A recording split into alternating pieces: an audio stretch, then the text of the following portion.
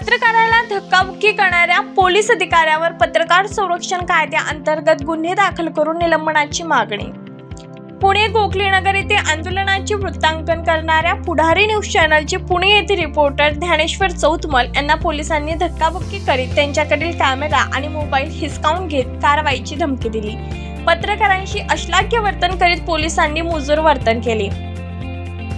कॅमेरामॅनला फरफटत नेऊन पोलीस व्हॅनमध्ये बसवले आणि कॅमेरामधील कार्ड काढून घेतल्याची निषेधार्ह घटना घडली आहे।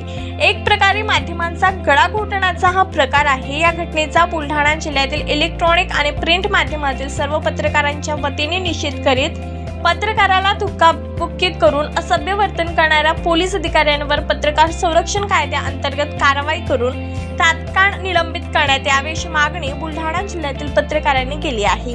जिल्हाधिकाऱ्यांमार्फत मुख्यमंत्री, गृहमंत्री आणि उपमुख्यमंत्री यांना जिल्हाधिकाऱ्यांमार्फत निवेदन दिले आहे। संबंधित पोलीस अधिकाऱ्यावर कारवाई न झाल्यास लोकशाही मार्गाने आंदोलन करण्याचा इशाराही देण्यात आलाय।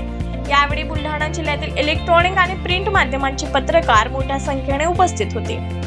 आर्ट्स24 न्यूज करता सूरज देशमुख, बुलढाणा।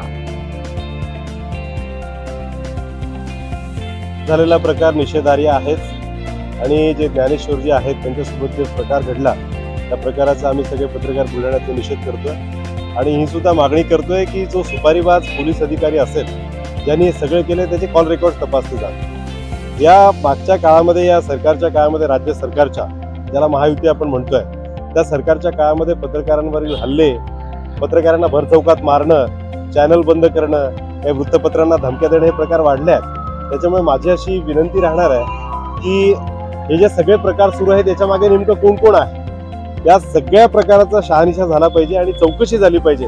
नेमकं याला कॉल कोणाचे होते पोलीस अधिकाऱ्याला आणि कोणता नेता याच्या मागे आहे जो हे आंदोलन चं वृत्तांकन करण्यासाठी गेलेल्या पत्रकाराला अशा प्रकारचे अमानुष प्रकारचे वागणूक देतात।